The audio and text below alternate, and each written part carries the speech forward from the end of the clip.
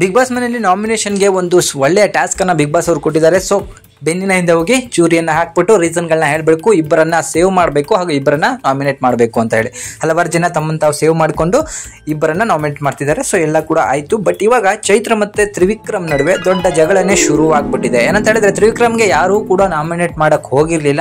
But Chaitra ಅವರ ಸರದಿ ಬಂದಾಗ ತ್ರಿವಿಕ್ರಮ್ ಅವ್ರನ್ನ ನಾಮಿನೇಟ್ ಮಾಡ್ತಾರೆ. ಸೊ ಅಲ್ಲಿಂದ ಇಲ್ಲಿಗೆ ಹೇಳ್ತಾರೆ, ಇಲ್ಲಿಂದ ಅಲ್ಲಿಗೆ ಹೇಳ್ತಾರೆ ಅಂತ ಹೇಳ್ಕೊಂಡು ಚೈತ್ರ ಅವ್ರು ನಾಮಿನೇಟ್ ಮಾಡಿದಾಗ ಸೊ ಅವ್ರು ಹೇಳೋದು, ಸೊ ನಮ್ಮ ವಿರುದ್ಧವಾಗಿ ಮಾತನಾಡೋದಲ್ಲದೇನೆ ಮೋಕ್ಷಿತಾ ಅವರಿಗೆ ಒಂದು ಮಾತನ್ನ ಹೇಳಿದ್ರು, ಸೊ ಸೈಕೋ ಅಂತ ಹೇಳಿ, ಸೊ ಮೋಕ್ಷಿತಾ ಅವರು ಸೈಕೋ ಅಂತ ಹೇಳಿದ್ರು ಅಂತ ಹೇಳಿ ಚೈತ್ರ ಅವರು ತ್ರಿವಿಕ್ರಮ್ಗೆ ಹೇಳ್ತಾರೆ. ಸೊ ಇದನ್ನ ಕೇಳಿಸ್ಕೊಂಡಂತಹ ಮೋಕ್ಷಿತಾ ಅವರು ತ್ರಿವಿಕ್ರಮ್ ವಿರುದ್ಧ ಮಾತಾಡಲಿಕ್ಕೆ ಶುರು ಮಾಡ್ತಾರೆ. ಸೊ ಅವರು ಹೀಗೆ ಹೇಳಿದ್ರು ಅಂತ ಹೇಳಿ ತ್ರಿವಿಕ್ರಮ್ ಬಂದ್ಬಿಟ್ಟು ಚೈತ್ರ ಅವರು ಶಿಶಿರ್ ಅವರಿಗೆ ಹುಡುಗಿರ್ ಹಿಂದೆ ಅಲಿಯುವಂತಹ ಜ್ವಲ್ಲ ಅನ್ನೋ ಒಂದು ಪದವನ್ನ ಬಳಸಿಬಿಡ್ತಾರೆ. ಸೊ ಇದಕ್ಕೆ ಕೆಂಡಮಂಡಲರಾಗಿರುವಂತಹ ಶಿಶಿರ್ ಅವರು ಇವರಿಬ್ಬರ ಮಧ್ಯೆ ಬಂದಿದ್ದಾರೆ ಈಗ. ಸೊ ಇಬ್ರು ಈಗ ವಾದ ಮಾಡೋದನ್ನ ನಿಲ್ಲಿಸ್ರಿ, ನನಗೆ ಯಾರು ಹೇಳಿದ್ದು ಅಂತ ಹೇಳಿ ಪಕ್ಕ ಗೊತ್ತಾಗಬೇಕು ಅಂತ ಹೇಳಿ. ಸೊ ಅದಕ್ಕೋಸ್ಕರ ಚೈತ್ರ ಅಂತಾರೆ, ನಾನು ಆ ಥರ ಏನಾದರೂ ಹೇಳಿದ್ರೆ ನನ್ನ ನಾಲ್ಗೆ ಬಿದ್ದೋಗ್ಲಿ ಅಂತ ಹೇಳಿ. ಸೊ ಇದಕ್ಕೆ ತ್ರಿವಿಕ್ರಮ್ ಕೂಡ ಮಾತಾಡಿದ್ದಾರೆ, ಬಿದ್ದೋಗ್ಲಿ ಬಿಡ್ವಿ ಅಂತ ಹೇಳಿ. ಸೊ ನಾವು ನಾಲ್ಗೆಗೆ 6 ಪ್ಯಾಕ್ ಮಾಡಿಲ್ಲ, ಬಾಡಿಗೆ ಮಾಡ್ಕೊಂಡಿರೋದು ಅಂತ ಹೇಳಿ ತ್ರಿವಿಕ್ರಮ್ ಮಾತಾಡ್ತಾರೆ. ಸೊ ತ್ರಿವಿಕ್ರಮ್ ಅವರು ಈಗ ಇದು 2ನೇ ಬಾರಿ ಆಗ್ತಾ ಇರೋದು. ಅವರ ವಿರುದ್ಧ ಯಾರು ಮಾತಾಡ್ಲಿಕ್ಕೆ ಹೋದ್ರೆ ಅವರ ಬಗ್ಗೆ ಮಾತಾಡಿರ್ತಾರಲ್ಲ ಬೇರೆಯವರು, ಅವರನ್ನ ತಂದು ಮಧ್ಯದಲ್ಲಿ ಕೂರಿಸ್ತಾರೆ.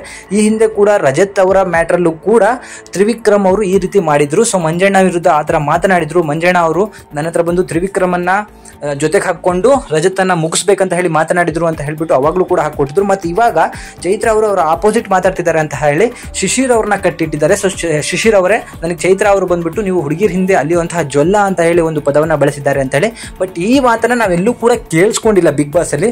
ಸೊ ಈಗ ತ್ರಿವಿಕ್ರಮ್ ಅವರು ನಿಜವಾಗ್ಲೂ ಇದನ್ನು ಹೇಳಿದಾರಾ ಅಥವಾ ಸುಮ್ಮನೆ ಊಹೆ ಮಾಡ್ಕೊಂಡು ಬೇರೆ ಕಡೆ ಇವ್ರನ್ನ ಕನ್ವರ್ಟ್ ಮಾಡ್ಲಿಕ್ಕೆ ಅಥವಾ ಶಿಶಿರ್ ಅವರು ಚೈತ್ರ ಅವ್ರ ಮೇಲೆ ಮುಗಿ ಬಿಡ್ಲಿಕ್ಕೆ ಈ ತರ ಹೇಳಿದ್ರು ಅಂತ ಹೇಳಿ ಖಂಡಿತ ಗೊತ್ತಾಗ್ತಿಲ್ಲ. ಬಟ್ ತ್ರಿವಿಕ್ರಮ್ ಅವರು ಅಷ್ಟು ಸಾಚ ಇದ್ದಿದ್ರೆ ಆ ಮ್ಯಾಟರ್ನ ಅವತ್ತೇ ಹೋಗ್ಬಿಟ್ಟು ಶಿಶಿರ್ ಹತ್ರ ಹೇಳಬೇಕಿತ್ತು. ಈಗ ಅವರ ಕುತ್ತಿಗೆ ಮೇಲೆ ಚೈತ್ರ ಬಂದು ಕೂತ ಮೇಲೆ ಅಥವಾ ಏನೋ ಒಂದು ನಾಮಿನೇಷನ್ ಮಾಡಿದ್ರು ಅಂತ ಹೇಳಿ ಅವರ ವಿರುದ್ಧ ಹೀಗೆ ಮಾತಾಡೋದು ಎಷ್ಟು ಮಟ್ಟಿಗೆ ಸರಿ ಅಂತ ಹೇಳಿ ಗೊತ್ತಾಗ್ತಿಲ್ಲ. ಬಟ್ ಇದರಿಂದಾಗಿ ಶಿಶಿರ್ ಅವರು ಮನೆ ಬಿಟ್ಟು ಹೋಗ್ತೀನಿ ಅಂತ ಹೇಳಿ ಕೂತಿದ್ದಾರೆ.